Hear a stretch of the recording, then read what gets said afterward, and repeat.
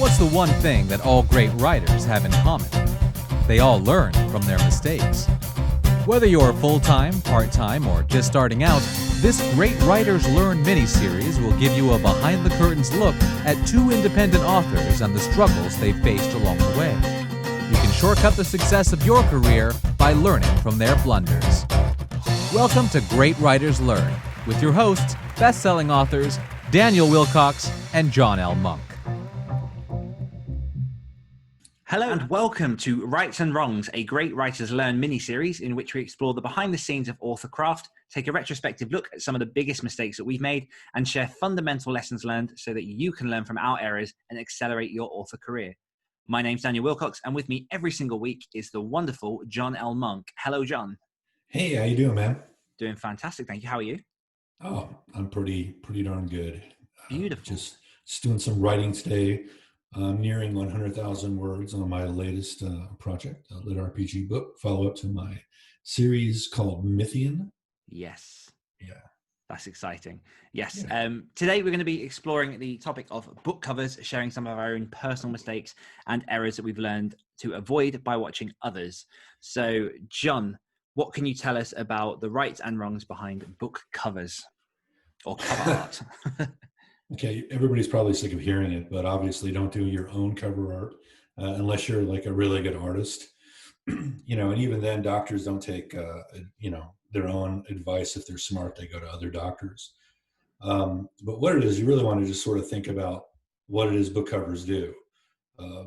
They sell your book, and to sell your book, you're going to want to follow a lot of different guidelines that just make sort of sense, unless you're Stephen King and you can break all the rules. For example, there's genre expectations. I know that cozy mystery, for example, almost always has illustrations rather than photo manipulation and stock art and stuff like that. Military science fiction, it has like spaceships. Fantasy, certain types of fantasy might have dragons, especially if you ask Lindsay Baroker. She's always talking about. Yeah, I think it's fundamental. It's tempting to do your own book cover because book covers can sometimes cost quite a lot of money. But in my opinion, and definitely from my own experiences, it's so worth it to get a piece of art that fits the genre, that looks the piece, that really, really sells your book, because it is going to be the first thing that readers see when they go on the Amazon page. Obviously, the old adage, never judge a book by its cover, nobody listens to, because I definitely do judge a book by its covers. And I think one of my first big points on this is that there is a fundamental difference between what is good art and what is good cover art, because cover art sells books, and people who read your genre have a specific idea of what they look for in the books that they're buying. Whereas sometimes what I have seen, and what I've done, particularly when I was in my first few months, a year of writing, the cover art that I used on some of my books, it was really pretty art, but it just did not fit the book or actually sell the message of what the book was about. And that can definitely be a problem when you're already confusing the expectations that a reader's going to get from reading your book. So you're telling me I can't take the Mona Lisa, which is copyright free, and put it on my cover and call it like the Sword of Truth or something like that? Well, I mean, putting aside all the copyright issues, I think, although it's over 100 years old, so I don't know if copyright still applies. I'm sure there is somewhere. I don't know how that works. I think it's like 300 years old or something like that. Yeah. Yes, it's old. But yeah, definitely, it's tempting to just find a piece of really, really pretty art and slap it on. But I know that, speaking from the books that I've recovered that sell and convert better from having a particular cover designer do the work, it's definitely worth investing in someone who knows what to look for book cover design. Yeah, I've spent some good money on it over the years. This latest round with Mythian, or rather, it's called The Chronicles of Ethan. Can I plug that anymore? I'm just kidding. Hell yes. So I spent quite a bit of money. If anybody wants to take a look, it's called The Chronicles of Ethan. Just check out the artwork. I love the artwork. I think it probably sells the book more than the reviews right now. But anyway, going back into like problems with book covers, things you want to think about. You want to really think about content. You don't have to match the scenes in the book. I think that's a mistake. It limits you creatively. Imagine somebody reading an ebook. They're not going to be like, wait a minute, is this in the cover? But a lot of people, they get kind of focused on those little details. And let me see, the other thing I would say would be, what is Amazon going to say? If you're doing erotica, for example, they have, probably you want to get your advice from erotica writers, not us. But there are definite rules that are going to get you in trouble over on Amazon. Speaking from something I'm a little bit more familiar with, post-apocalyptic, it was a real bone of contention with me not to use guns on the cover. Okay, having guns on the cover could do things like not get you a daily deal. Now, I know this from talking to somebody who's gotten a daily deal, who had a Amazon sales rep, and the sales rep literally told them, do not have guns on the cover or I can't do this for you. Now, that's some information that's a few years old. I don't know if that's still the case. Maybe find out from other people who've gotten daily deals, see if they have books on the cover, guns on the cover, or just don't do a gun on the cover. The other thing you don't want to do is be misleading. Don't be cute and write an erotica book or something and then have a bunch of teddy bears all over the front. That would just get you banned if you're doing anything like that. Which actually a personal story on that is that my mother once accidentally, she's a lightweight anyway, but at Christmas she bought a book called 50 Shades of Grey because it had sheds on the cover. And while it was a funny book about different types of sheds, there was quite a lot of blue language in there as well, which she was not expecting. So. Right. And even though we're not talking about like titles and stuff, I'd be careful of that type of behavior for an author because, like anything, you do not want to anger the gods, right? Not that God. Yeah. No. How do you approach, because we mentioned a little bit about how obviously sometimes you have to pay a good amount for a book cover. How do you approach sourcing your book covers, and what kind of price range would you recommend for someone looking to get a decent cover? Well, my first book covers were done by Damon Za, right? It was a very, very, you won't see any of my covers now by Damon Za. He's a good designer, but he hires a lot of people. So you got to hope that you get the right designer for you. They kind of, it seemed to me, follow the practice of, we give you 5 free, or not 5 free, you're not paying for anything. You're not getting anything free. You get 5 ideas and you want to pick one. And I'm not saying that this is the case, but, I just personally suspect that 4 of the things that they give you are really easy to clap together, and the 5th one is really nice. And it kind of makes, it's a better use of their time or something like that. I don't know if that's the case, but you want to think about that when you're sourcing something. But Damon Za is good though, so even the covers that I wasn't too happy with or whatever was still good for somebody. I've seen a lot of pre-made covers that are just amazing. Yes. So I wouldn't poo-poo that at all. For illustrations, I think I'm getting pretty good at around $400 or $500 a book cover. I know that things like Chris Fox, I think, pays like $1,000 or more for his spaceships and military sci-fi stuff. What else? As far as sourcing them, word of mouth helps. Yeah,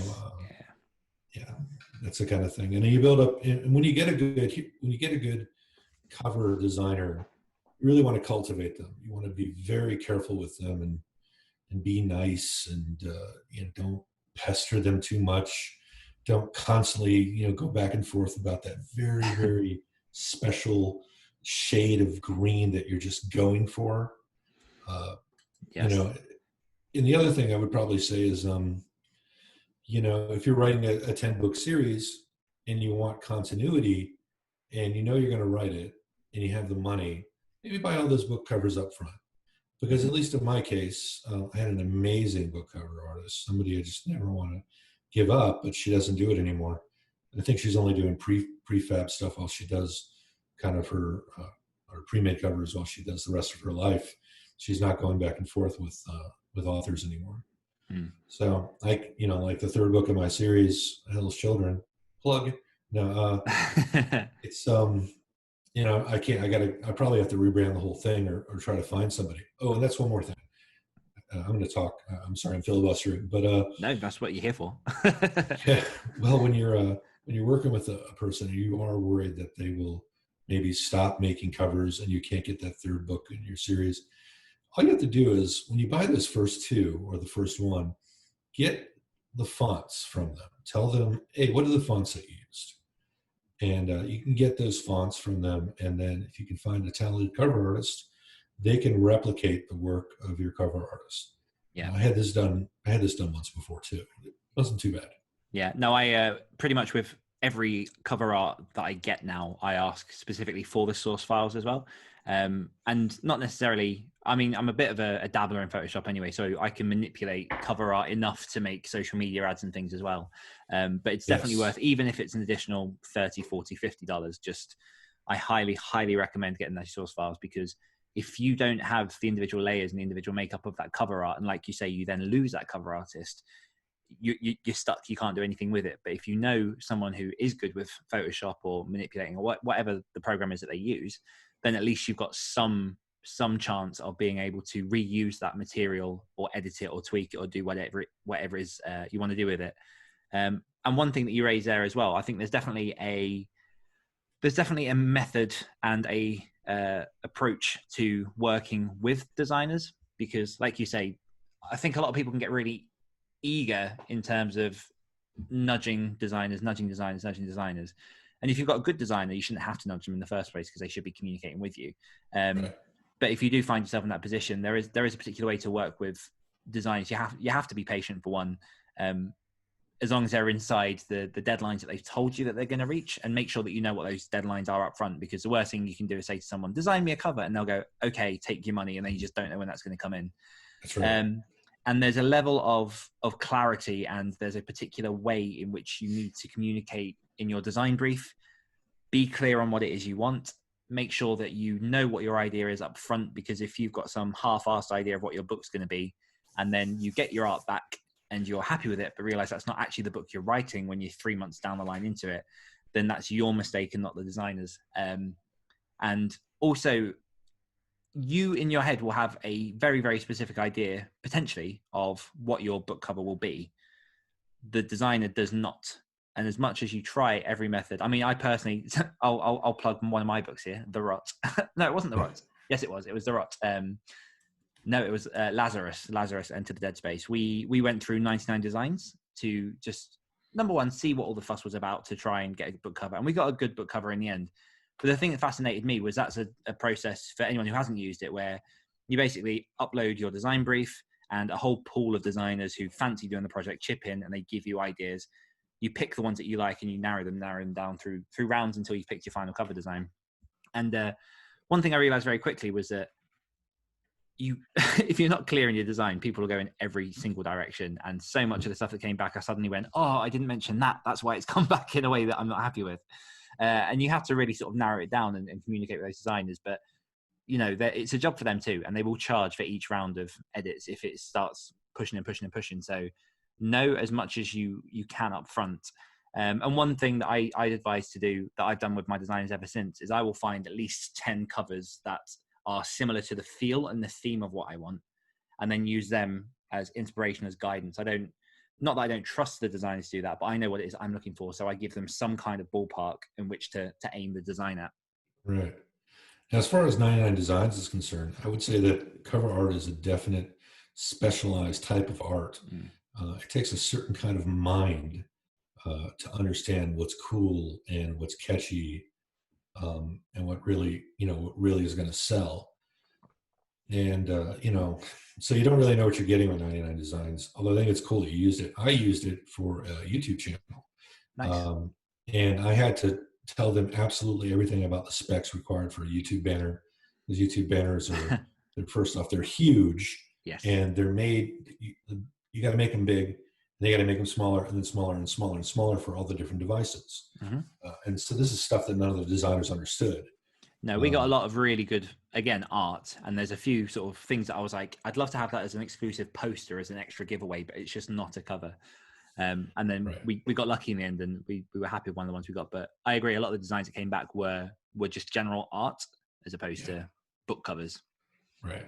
When you're coming up with a book cover, you probably also don't want to look at traditional authors and their books as ideas and inspirations for yours. They can break all the rules. They have storefront space. You want to be super smart about what you do. You really kind of are if you're an indie author, you're in competition with other indies. You're going to want to make sure, other than the genre expectations that we'd already talked about, you're going to want to make sure that the title is, readable when the cover is small. Color is nice if appropriate, right? If the book is called The World of Black and White, obviously you're not going to do good with lots of red and green. Don't clutter it up. Leave a little space. And this is really, this is like your designer sends you something back and you're like, oh, there's a spot there, put a pumpkin. Oh, there's a spot there, put a cat. And you're going to clutter it all up. You want to get that typography perfect. For example, with my Lit RPG series, we had a really, really good cover designer, and he can do pretty good font work. But I thought there was something a little bit lacking in the options he was giving us. So we just said, you know what? He was pretty cool on the Pride thing, right? Mm. He's like, yeah, whatever. And he gave us the covers without any font work. Then we went back and forth with another designer who's really, really good at typography. And we got some killer typography. Again, check out it's called, I can't ever remember, The Chronicles of Ethan. So I really like the typography that we use there. And on the third book, there's like this hand that kind of comes out. We were like working with a typographer and they kept on making the hand really dim. So I had, we were, not only am I going back and forth with the actual artist on certain things, we're going back up on the typography guy or gal and telling him, like, quit dimming the hand. You want people to see it. Yeah. So, you got to work with people a little bit without being too picky, but you got to get that typography. People got to know what they're looking at when they buy a book. Yeah, and a good bit of advice for seeing how your cover might fare against other books is what I generally do when I do get a cover proof come through. I'll screenshot the top charts of what I'm trying to hit. So obviously in my case, horror. I'll screenshot the top 20 or whatever, and then I'll place my book cover. I'll just lay it over the top of someone else's book cover to see how it would match up, see how it would look amidst the other. I do that too. Yeah. I make it really small next to their really small over on Amazon. I go, does this fit? Can I see this in here? Mm-hmm. And better yet, would I pick it over something else? And that's huge, particularly if you're assuming that you're writing a genre that you read. You shouldn't have some idea of what kind of book you would pick and how that would look against the others. And also, it's worth trusting your gut as well a lot of the time, because I find, and what I've seen from a lot of people is you will get sent a book cover, and I think there are two reactions to what happens when you get sent your book cover. Number one, you're super excited just because you've got a book cover and you can see your project coming to life. But number two, you also have that half of your brain that's assessing whether or not it's actually good to fit into the genre that you're trying to go for. And one of them can wear off quite quickly, I feel, particularly in my experience, where I'll get given a cover and initially I'm like, yes, this is fantastic. But then that tiny little seed of doubt, a couple of days later, you're like, oh, but what if it's not enough? And I've just paid X hundred for this. Trust that initial gut feeling. Because it's very, very easy to overthink it. And if your gut is telling you when you first get that cover, this is amazing, I love it, this fits what I'm looking for, then 9 times out of 10, that will actually be the case. So trust that and go with it. Yeah. And when you show it to your friends too, like, yes, cultivate some friends who have good taste. I would say, as a general rule, I take authors a little less seriously when it comes to their opinions on covers, because authors all have these things in their head that they are sort of focused on, whereas a reader or just somebody would go, whoa, that's really cool, yeah, and you're going to look for, count the number of exclamation marks, count the number of unsolicited follow-up comments about how cool it is, because when someone's lying to you or being nice, they're going to say, oh, wow, that's nice, or yeah, interesting, or that's cool, or they're just it's gonna be short. They're not gonna capitalize. There's no exclamations. There's no follow-up comments. So you can kind of tell when you have got a rock star cover and you throw it out there, and people lose their minds. It's going to use a different word. Yeah. I do have Awesome. one more thing to add before we close up. Yes, throw it out there. This might actually appeal to some people who have books out there already, and it would be rebranding your series. I would say, in my experience, if you have a selling, if you don't have a selling concept, and my Jenkins cycle is not a selling concept. Good books, but nobody's looking for. It's an almost literary kind of series, almost literary, a little bit of action, things like that. But if you don't have something that's a great selling concept, story, or title, then no amount of rebranding will help. It certainly didn't help me. I went from kind of okay covers to really good ones, in my opinion, and it didn't really result in a big jump in sales. So at least in my opinion, save your money. That said, if you have really terrible covers and you have a great concept, great title, great story, but you have really terrible covers, you could, rebrand and do some marketing and stuff and see what's going to happen. That's it. Awesome. Yep, sounds like a good place to wrap it up. So thank you everyone for joining us for this episode. Thank you to John L. Monk for keeping me company. And if you've got your own lessons or cautionary tales regarding book covers that you're dying to share, then you can head on over to patreon.com/greatwritersshare. Leave a comment at facebook.com/groups/greatwritersshare, or tag us with #GreatWritersLearn. Join us next time when we'll be exploring the rights and wrongs of genre expectations. Once again, thank you very much, John. Yeah, thank you. It's been great. Thanks for joining us for this episode of the Great Writers Learn mini-series, Rights and Wrongs. If you're looking for even more content created specifically to boost your creative well and accelerate your author career, then head on over to www.patreon.com/greatwritersshare and get involved in the community. Don't forget to also check out the Great Writers Share podcast, where you can eavesdrop on conversations with some of today's most prolific and generous writers as I tease out the tips, tricks and strategies that they use to make a living from their writing. Just search for Great Writers Share in your podcatcher to get started today. Until next time.